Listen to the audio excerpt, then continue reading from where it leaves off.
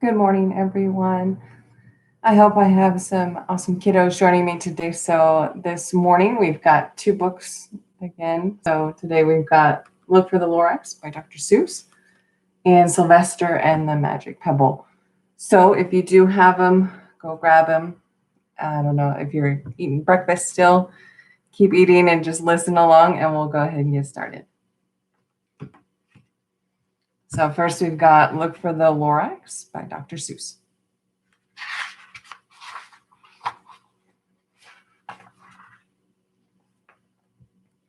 Blue sky, clouds fly, bright trees sway.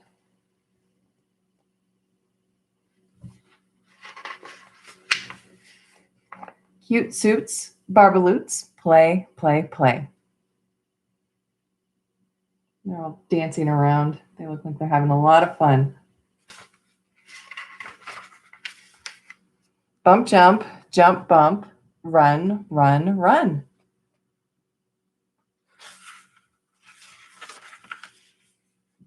Hop, hop, flip, flop, fun, fun, fun. Look at that. That does look like fun. The Lorax sees swans, swim, swim, swim.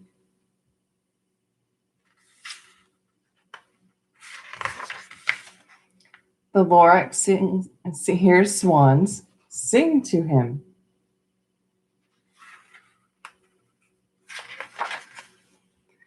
Fruit sweet to eat, yum, yum, yum.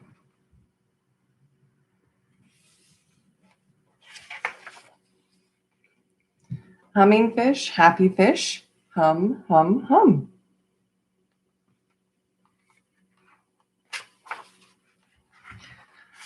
Big fish, little fish, swish, swish, swish.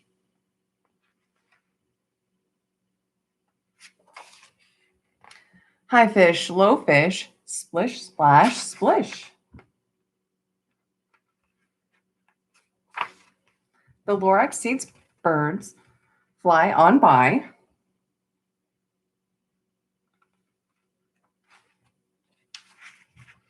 Fast bird, slow bird, fly, fly, fly.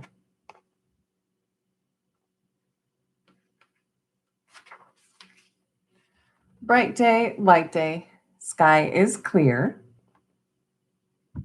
Does look like a great day. The Lorax says, I'll stay.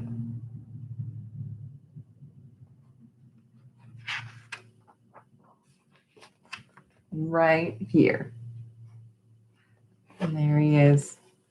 That one is very simple but very cute. So with this book, I do have some coloring pages in the link below. So if you just tap down and you can view those for coloring pages to print at home. And with that, if the kiddos want to color and share those with us, all you have to do is either scan it, take a photo, email it to info@Hillcrest, and then hopefully if we do get any submitted, we'll definitely share them either here live or up on the website, because we do want to, share what the kiddos have made at home as well. So, all right. And second book this morning I have is Sylvester and the Magic Pebble by William Steig.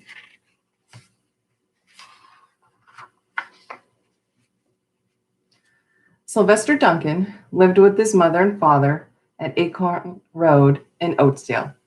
One of his hobbies was collecting pebbles of unusual shape and color.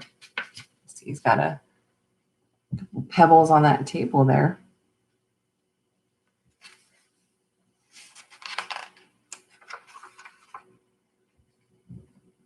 On a rainy Saturday during vacation, he found a quite extraordinary one. It was flaming red, shiny, and perfectly round like a marble. As he was studying this remarkable pebble, he began to shiver, probably from excitement, and the rain felt cold on his back.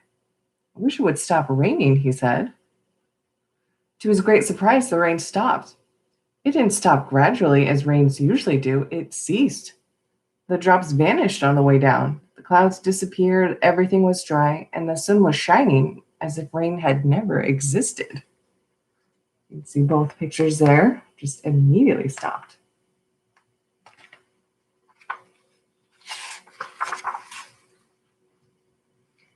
In all his young life, Sylvester had never had a wish gratified so quickly. It struck him that magic must be at work, and he guessed that the magic must be in the remarkable looking red pebble, where indeed it was. To make a test, he put the pebble on the ground and said, "I wish it would rain again." Nothing happened, but when he said the same thing, holding the pebble in his hoof, the sky turned black. There was lightning and a clap of thunder, and the rain came shooting down. What a lucky day that is, thought Sylvester.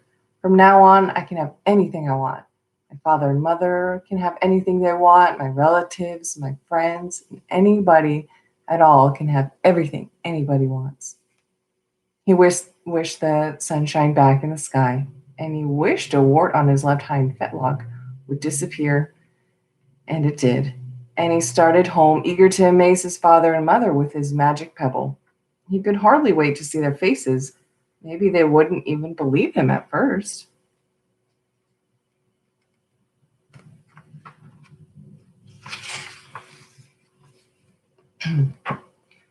As he was crossing Strawberry Hill, thinking of some of the many, many things he could wish for, he was startled to see a mean, hungry lion looking right at him from behind some tall grass. He was frightened. If it hadn't been if it hadn't been so frightened, he could have made the lion disappear, or he could have wished himself safe at home with his mother and father. He would have wished the lion would turn into butterfly or daisy or gnat. He could have wished many things, but he panicked and he couldn't think carefully. "I wish I were a rock," he said. And he became a rock. The lion came bounding over, sniffed the rock 100 times, walked around and around it, and went away confused, perplexed, puzzled, and bewildered. "I saw that little donkey as clear as day. Maybe I'm going crazy," he muttered. Oh my goodness, he turned into a rock. Oh no.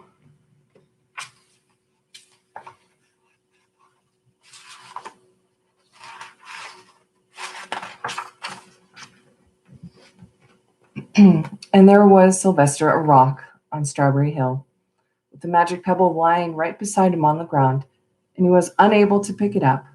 "Oh, how I wish I were myself again," he thought, but nothing happened. He had to be touching the pebble to make the magic work, but there was nothing he could do about it. His thoughts began to race like mad. He was scared and worried, being helpless. He felt hopeless. He imagined all the possibilities, and eventually he realized that his only chance of becoming himself again was for someone to find the red pebble and to wish that the rock next to it would be a donkey. Someone would surely find the red pebble. It was so bright and shiny. But what on earth would make them wish that a rock were a donkey? The chance was 1 in a billion at best. Sylvester fell asleep. What else could he do? Night came with many stars. Can you see that pebble just right there? So close.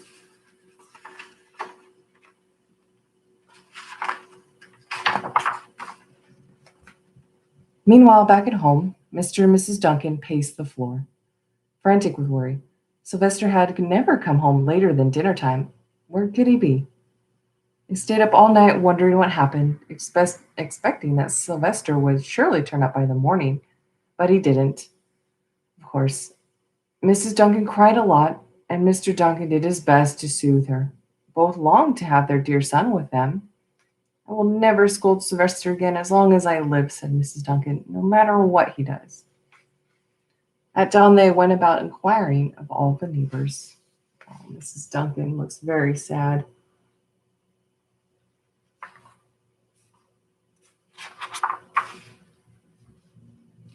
They talked to all the children, the puppies, the kittens, the colts, the piglets. No one had seen Sylvester since the day before yesterday.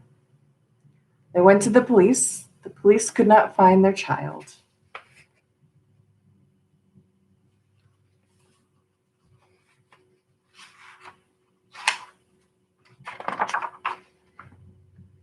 All the dogs in Oatsdale went searching for him.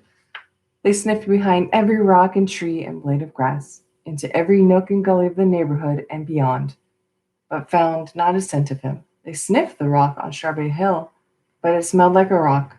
It didn't smell like Sylvester. Oh no.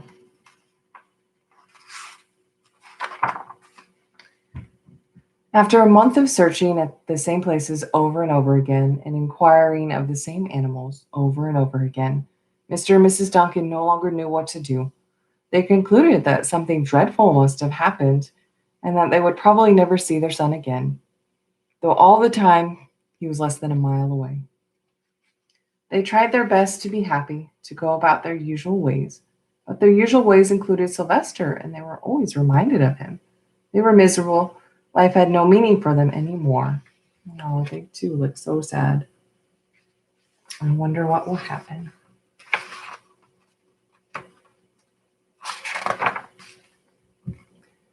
Night followed day, and day followed night over and over again. Sylvester on the hill woke up less and less often. When he was awake, he was only hopeless and unhappy. He felt he would be a rock forever, and he tried to get used to it. He went into an endless sleep. The days grew colder, fall came with the leaves changing color. Then the leaves fell, and the grass bent to the ground. We still have the pebble still waiting right next to him. And I would be very sad as well and sleeping most of the time. Then it was winter. The winds blew this way and that. It snowed. Most of the animals stayed indoors, living on the food that they had stored up. One day a wolf sat on the rock. That was Sylvester and howled because he was hungry.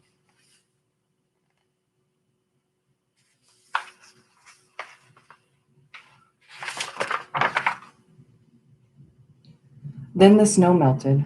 The earth warmed up in the spring sun and things budded. Leaves were on the trees again. Flowers showed their young faces. Springtime does look nice. One day in May, Mr. Duncan insisted that his wife go with him on a picnic. Let's cheer up, he said. Let us try to live again and be happy, even though Sylvester, our angel, is no longer with us. They went to Strawberry Hill. Mrs. Duncan sat down on a rock.